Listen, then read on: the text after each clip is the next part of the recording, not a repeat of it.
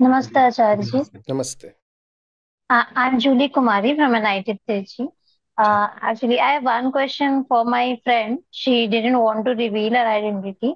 She just want to ask that what should we do if a partner is cheating on her? And with this, my question is that when should we decide that we should stop putting efforts in a relationship and let the other person go, even for friendship? Means not only for relationship, even for any kind of relationship. What is the definition of cheating? Cheating, by its very sound, conveys something inauspicious, something harmful, unethical. What is the definition of cheating? In her case, it's like committing to her that means a commitment to her while Commitment of what nature? What does it mean to be with someone else? means if I'm committing someone that I will be totally the commitment will means my commitment is for you and commitment of what kind? Commitment of money? What? no, that I will be for you. In what way? In what way I'll be for you? In a romantic way, of course. What does romance mean?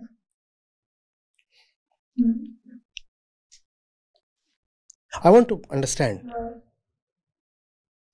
When we say I'm committed, and when I say the fellow is cheating, what exactly does the act of cheating comprise of?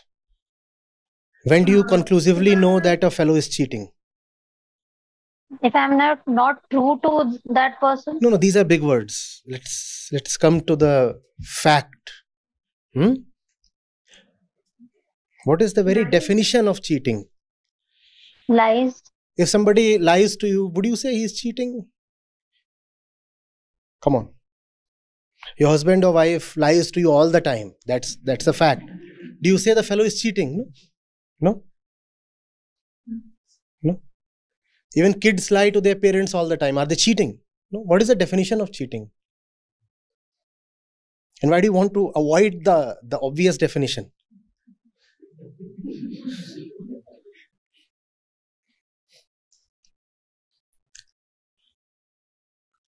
The fellow is with someone in a physical way. The fellow is sleeping with someone. That's what you call as cheating, right? The fellow is sleeping with someone. So why did we avoid it for so long? There is lies or romance, all that is not the thing. So, right. So a fellow is with someone else, and that's breaking the commitment. The commitment that was a part of the marriage vows. So what were the marriage vows about then? What is the whole institution of marriage about then? If cheating is about having sex with someone and that breaks the commitment of marriage, then what is the marriage about? What is the marriage about? Will we take an equal length of time and again coming to the obvious? What is marriage about then? Yes, that I'll be with you only. No, with you. What does mean with you only? Let's use the word sex. So marriage basically means that now onwards I'll have sex only with you. Was this a clear understanding? Yes. Was this a clear understanding that marriage basically means nothing else but that I'll have sex only with you? And if that is the foundation of marriage, it's a very shaky foundation. Because sex is not merely physical. More often than not, you will not even discover when your spouse is having non-physical sex with someone. What else is pornography? Do married people don't watch porn? That too would come under the definition of cheating. Do married people not enjoy an actress's body on the silver screen? You are watching a movie with your husband or your girlfriend. Is he not enjoying all the gyrations on the screen? and the way she is going about doing her attractive and lascivious business. That too is cheating by that definition. Marriage that is founded on the body itself is bound to suffer from cheating. And that is the punishment such a marriage deserves. Why did you marry on the foundation of the body alone? What you're saying is, our marriage means you have sex with me, I have sex with you, and it's exclusive. You will not go to someone else, I'll not go to someone else. You can have such an agreement, but this agreement cannot last. But the breaking of this kind of agreement will give a lot of pain. That pain is the punishment.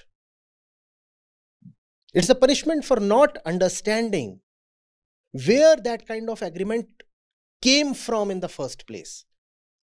Why will I go to someone and say, your job now in life is to have sex only with me? It's such an indecent thing to say to someone. Today onwards, you will have sex only with me. And in return, I'll have sex only with you. It's a highly vulgar thing to say to someone. Why did you start off in this particular way? That's the question in the first place. And if you will start off in this way, you will meet the pain of cheating. And I said cheating is not merely when you are caught sleeping with the neighbor's wife or with the pizza delivery boy. You know what I mean. Men will understand better.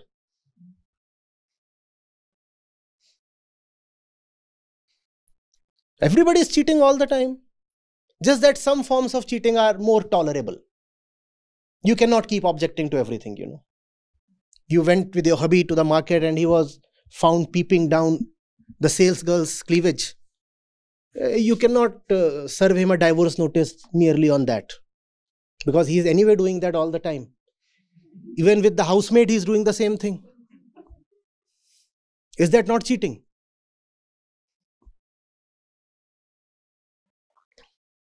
This kind of cheating is the punishment for not understanding where our social institutions are coming from. If a man and woman have to be together, they must be together on the foundation of love and friendship. Not on the basis of this kind of a vulgar commitment. And if love is really fulfilling, if friendship is really uplifting, you find that most probably the two people will have fewer and fewer reasons to look elsewhere. If I am already fulfilled, and do you know who I am? I am an unfulfilled consciousness in the first place. If I am with someone who is serving to fulfill my deepest need, which is not sex. Man's deepest need is not sexual. By man, I mean both man and woman, the human need. Our deepest need is the wailing of our consciousness, the unfulfilled consciousness. So bring someone into your life who serves to heal your consciousness, and then you will find that you have, as we said, fewer reasons to look towards other people. But if you will marry someone just on the basis of the body, that fellow is 99% certain to look for other bodies as well. Because one body can never satisfy anybody. 1,000 bodies, even they cannot satisfy anybody. Because satisfaction cannot come from bodies. Even 1,000 bodies will not suffice. What do you think? One extramarital affair brings the need to have affairs to a closure? No. It's a spree. Extramarital spree, not one extramarital affair. Because your wife didn't satisfy you, or your husband didn't satisfy you. Even the neighbor's wife cannot satisfy you. You go to some other country and find 5 other women, even they cannot satisfy you. Nobody, because your satisfaction belongs to another dimension. Bodies cannot provide that. You're looking for someone else. But you married by looking at someone's body. At that moment, the bodies were probably quite young and luscious. So you could extract a promise from the other. You look at my body. How do you find it? And he says, top class. Say, I will give you my body only if you do not look at other bodies. And the fellow will say, fine, fine, fine. In that moment of physical excitation, probably he will give you that promise. You have extracted it from him. But that promise will be very easily forgotten. Because, how much can the body amount to? The problem is the marriage itself. An even deeper problem is the one who is marrying. Not only is his marriage flawed, everything that he does is equally flawed. He does not know even how to buy socks. He does not know how to get the right pair of jeans for himself. How will he get the right wife for himself? This fellow who is going out in the market to marry is not well within. He does not know how to make choices. From the smallest choice to the biggest one, all his choices are flawed, and all his choices are physical. That's why they are flawed. Anything that he does is based on physicality. Marriage is based on physicality. And later on he starts crying, my wife is sleeping with someone else. There is no solution. This kind of cheating is the obvious result of the flawed arrangement called the blind marriage. I'm not surprised when someone says my partner is cheating. I'm surprised when someone says, my partner is very loyal. You say, how innocent are you? How innocent? May you stay innocent. As they say, ignorance is bliss. Ignorance is bliss. And those who have not managed to lay their hands on the neighbor's wife are just afraid of her husband. The moment the opportunity presents itself, nobody is going to resist it. Take it from me. Those who have managed to behave in a moral way are the ones who have been denied of opportunities. Given an opportunity, who would not avail it? Man, woman does not matter. Everybody, except the one who is no more looking for a body. Be the one who is no more hunting for a body. And then neither will you stake an exclusive claim to your partner's body, nor would you be found running after your neighbor's wife. You would be free. Your partner would be free. And both of you would be holding your freedom very sacred. You will not want to use your freedom for something as frivolous as sleeping with someone. Sounds counterintuitive, does it not? We believe that if we want to have moral action from a human being, we must put restrictions on him. Totally wrong. If you want ethical action from a human being, give him freedom. If you give him restrictions, the result will be cheating. If you give him freedom, the result will be celibacy. Celibacy is the natural and beautiful result of absolute freedom. When you have restrictions, then you want to somehow violate the restrictions, don't you? In fact, the pleasure lies not in the neighbor's wife, but in the fact that you could scale the fence and jump into her bedroom in the dead of the night and cheat her husband. If cheating has happened, you have actually cheated on her husband, not the wife. And that's where the pleasure lies.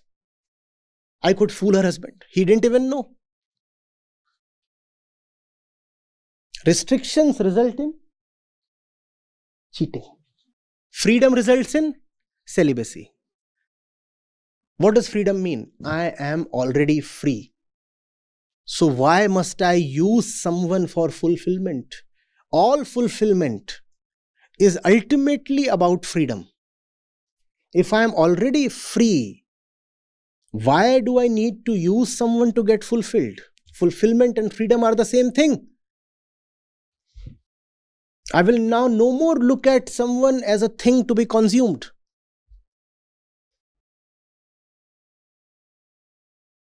I'm all right.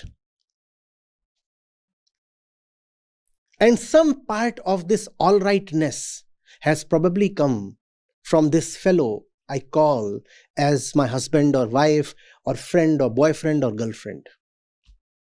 And I'm grateful. I'm grateful he or she could teach me something. Now that should be the foundation of marriage. Marry someone who can teach you something.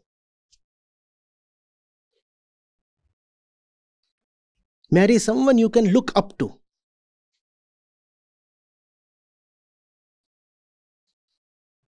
Not someone you can bring down. Not someone you can just lay on the bed. Have someone who can teach you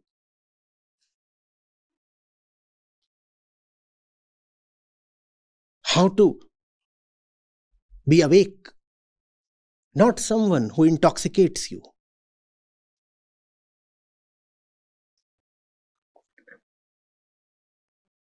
Are you getting this?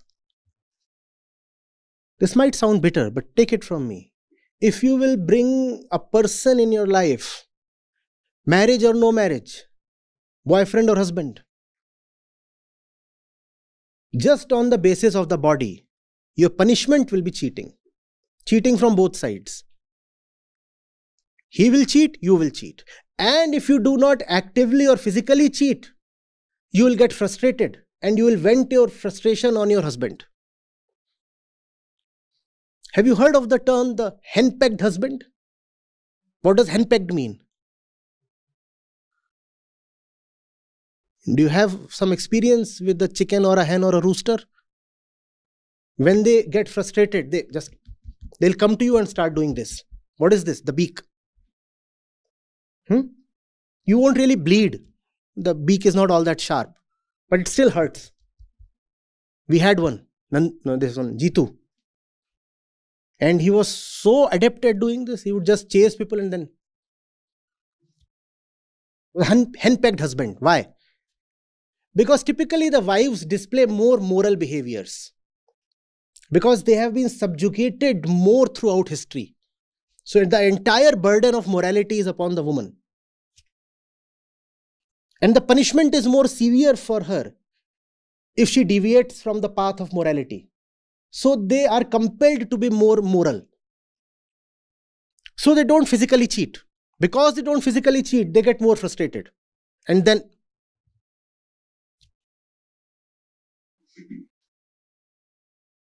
the pecking. I know it's a contentious statement and you can fight it all day. You may. Plus, please understand. The body wants to have as many partners as possible. That's the command of the Badi Ma, Mother Nature. Marriage is social. Promiscuity is natural, physical. And what is social is a very small thing in front of what is prakritik, natural. Society may turn you, be monogamous.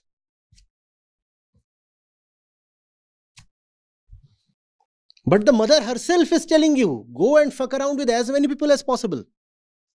Whose commands will you obey?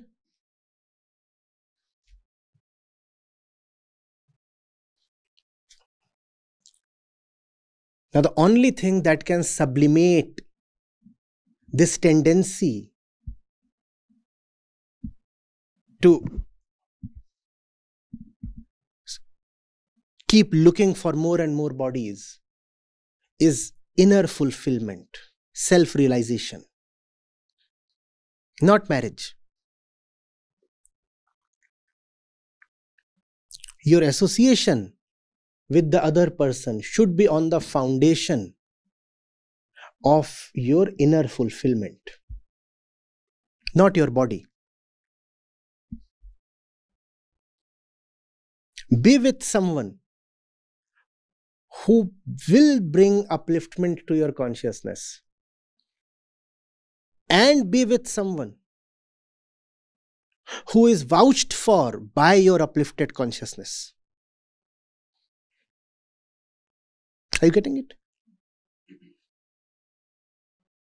If even your peak attentiveness endorses a person, then let that person enter your life. Usually, it is our intoxicated selves that recommend a person. Does that not happen? Your highest self, your clearest self should vouch for a person, and then that person should enter your life.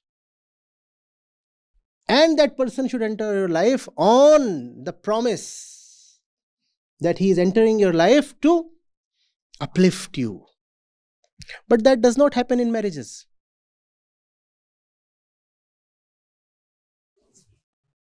As you sow, so shall you reap. If you married in a flawed way, you will have to suffer the curse of cheating and all those things.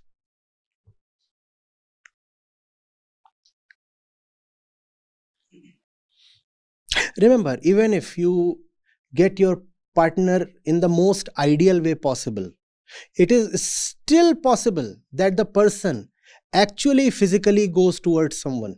But now, it would hardly matter. Because anyway, your association with this person is not exclusively physical. First of all, the probability that this person will now roam around has reduced. But even if it does happen to be physically attracted to someone, it will not be so painful now. Because physicality is now only a small part of the relationship, 5%. So even if that 5% is compromised, you will not be shattered. 95% the relationship is about something else, and nobody can spoil that 95%. So you are secure. Otherwise, you see how insecure we are about our partners. Entire companies exist just to teach girlfriends how to break open the mobile phones of their boys. He will not even come to know, and you can crack his password. Everybody is so deeply, yes, of course. Just Google for it. Because that mobile phone is the final thing in sleeping around. Everything is there. All the pics are there, and the chats are there, and recordings are there. So if you can somehow have a sneak peek into what's in there, and if you do not share the password and the whatever with your husband or boyfriend or girlfriend, then see how deeply insecure that person will feel. Surely there is something cooking. Why is he not showing me what's in there? This insecurity is so troubling, is it not? And this entire insecurity is about physical association. Will he sleep with someone else? Will he sleep with someone else? Is there a romance budding somewhere? Even romance is not a problem, you see. If the romance remains a romance, nobody will object that much. The problem is romances very quickly turn into sexual activity. And if sex is everything, then you'll be deeply afraid of sexual activity happening somewhere. That's the problem. For most people, sex is everything. In most relationships, sex is everything. And what is sex? Our physical, animal nature, coming from the primordial mother herself, Prakriti. We are beasts. And for a beast, sex is a lot. If our marriages are based on sex alone, then they are very beastly affairs, are they not? And we claim to be civilized people. If you tell someone, marriage is based on sex alone, they'll say, no, it's about companionship in the old age. Come on, get real. Come on. No. I'm just friends with my wife. It's not about sex at all. Even the law says that if you do not have sex for 6 months, you are entitled for divorce. Even the law says that the term consummation of marriage means sex. If you don't have sex with your wife, the marriage is not even supposed to be consummated. Even the law knows that sex is everything in a marriage. If your marriages are all about sex, then your marriages are just an expression of your beastly origins. And beasts we are by origin. Yes, we are. But why stay a beast? Why not sublimate?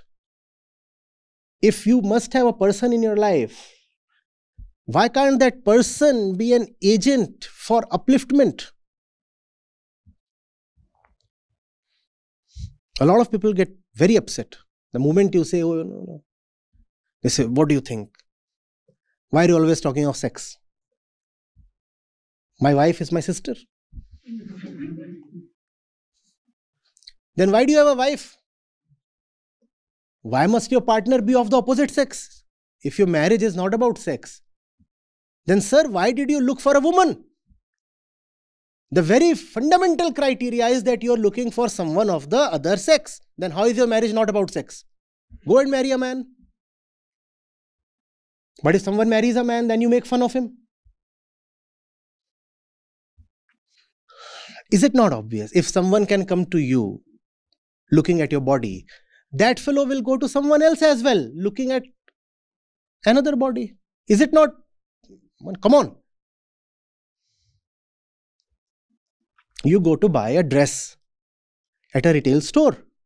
There is one particular dress you have finalized on. Suddenly, some other dress catches your attention. What do you do? What do you do? You keep this one down and go and pick that one up. That's marriage. This one looked good for so long. Fine. Now that one looks good. But if that other one happens to exceed your budget, you will return to this one. Now that's called loyalty.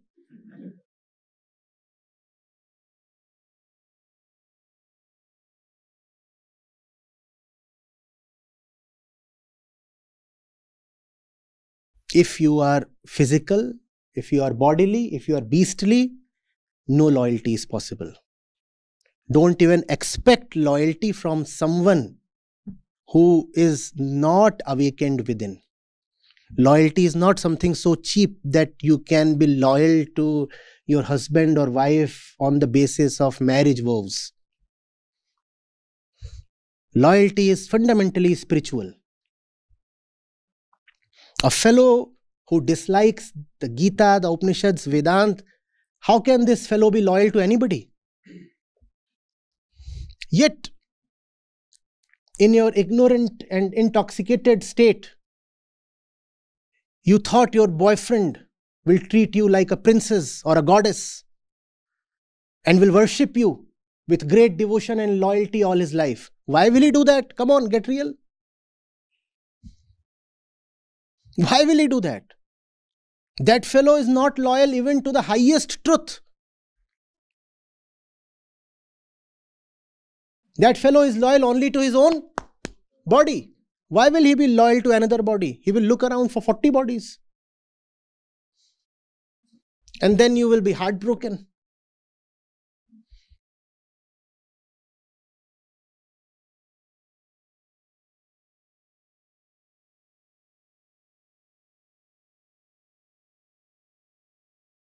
I'm sorry if what I'm saying is disturbing.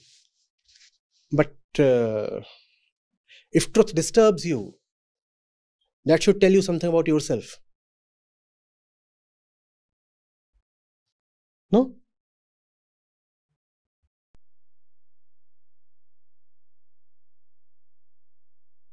My name is Shikshit, and I have been listening to Acharya for last 2 years. And right now, I've been teaching physics in the college. So the main thing that happened with me is, or I can say, the the prominent change which I have observed is my tendency to blame the outside influences like parents, government, society, fate, destiny has considerably reduced, and the entire focus has shifted inward. So that I think is the most important thing that happened with me, because before that I've always been blaming others for my own uh, failures and all like these things. So the main teaching from today's sessions are, the first one is nothing is worse than the mediocre and common life that we usually lead. The second one is, without self knowledge, whatever the man possesses, like yeah, talent or intellect, he just uh, look for its own security and prosperity. So what did I learn from this is, whatever good qualities that may possess, like high IQ or some special skills, if we do not put it in the service of truth, uh, it is of no use.